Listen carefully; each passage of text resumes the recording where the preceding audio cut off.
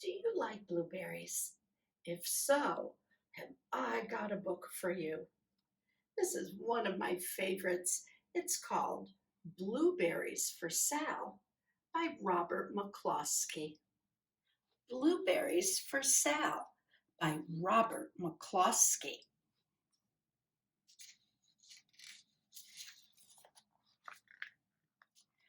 One day, little Sal went with her mother to Blueberry Hill to pick blueberries.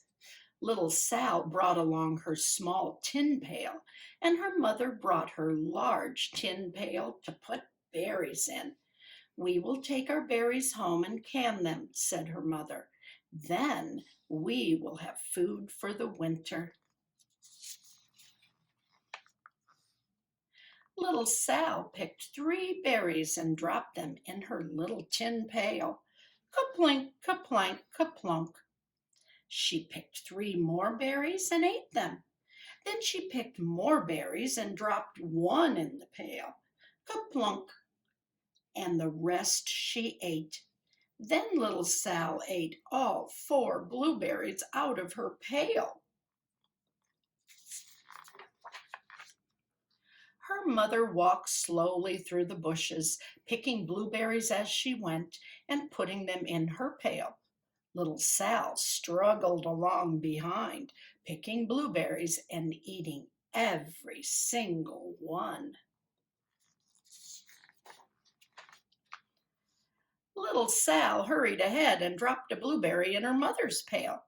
It didn't sound kaplank because the bottom of the pail was already covered with berries. She reached down inside to get her berry back. Though she really didn't mean to, she pulled out a large handful because there were so many blueberries right up close to the one she had put in.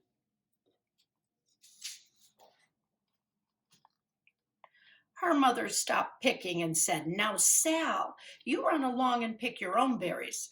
Mother wants to take her berries home and can them for next winter."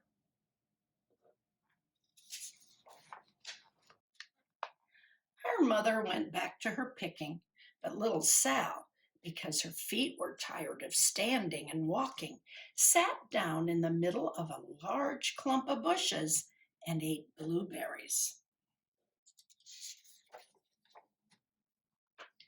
On the other side of Blueberry Hill, Little Bear came with his mother to eat blueberries. "Little Bear," she said, "eat lots of berries and grow big and fat. We must store up food for the long, cold winter."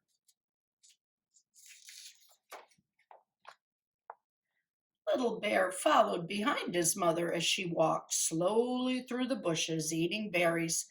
Little Bear stopped now and then to eat berries. Then he had to hustle along to catch up. Because his feet were tired of hustling, he picked out a large clump of bushes and sat down right in the middle and ate blueberries. Over on the other side of the hill, little Sal ate all of the berries she could reach from where she was sitting. Then she started out to find her mother. She heard a noise from around a rock and thought, "That is my mother walking along."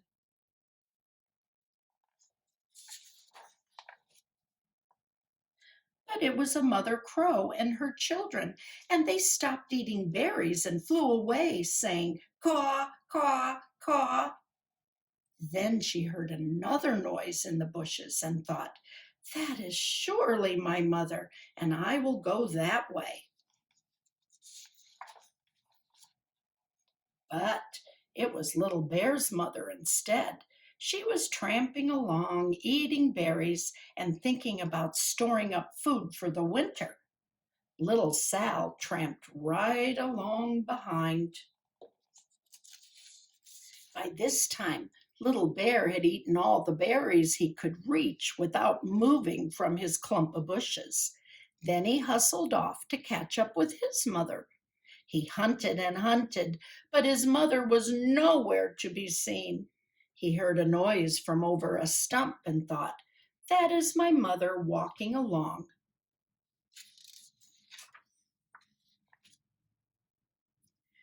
But it was a mother partridge and her children. They stopped eating berries and hurried away. Then he heard a noise in the bushes and thought, that is surely my mother. I will hustle that way. But it was little Sal's mother instead. She was walking along, picking berries and thinking about canning them for next winter. Little Bear hustled right along behind.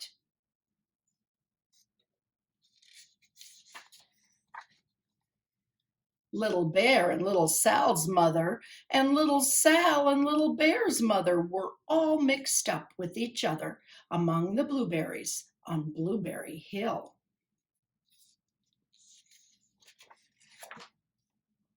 Little Bear's mother heard Sal walking along behind and thought it was Little Bear, and she said, Little Bear, munch, munch, eat all you can possibly hold, swallow. Little Sal said nothing. She picked 3 berries and dropped them, kaplink, kaplink, kaplunk, in her small tin pail.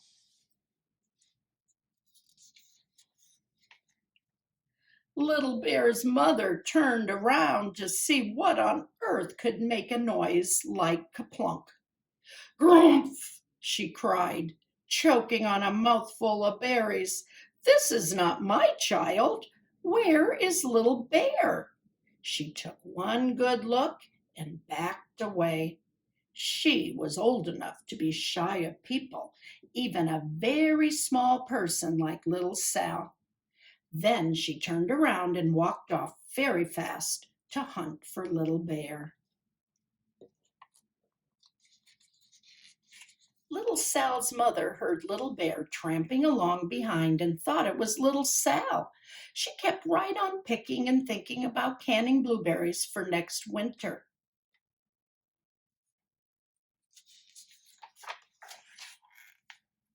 Little Bear padded up and peeked into her pail. Of course, he only wanted to taste a few of what was inside, but there were so many and they were so close together that he tasted a tremendous mouthful by mistake. Now, Sal, said little Sal's mother, without turning around, you run along and pick your own berries. Mother wants to can these for next winter. Little Bear tasted another tremendous mouthful and almost spilled the entire pail of blueberries. Little Sal's mother turned around and gasped, my goodness, you are not little Sal. Where, oh, where is my child? Little Bear just sat munching and swallowing and licking his lips. Little Sal's mother slowly backed away. She was old enough to be shy of bears, even very small bears like Little Bear. Then she turned and walked away quickly to look for little Sal.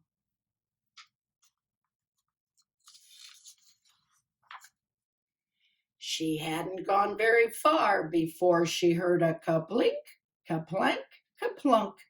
She knew just what made that kind of noise.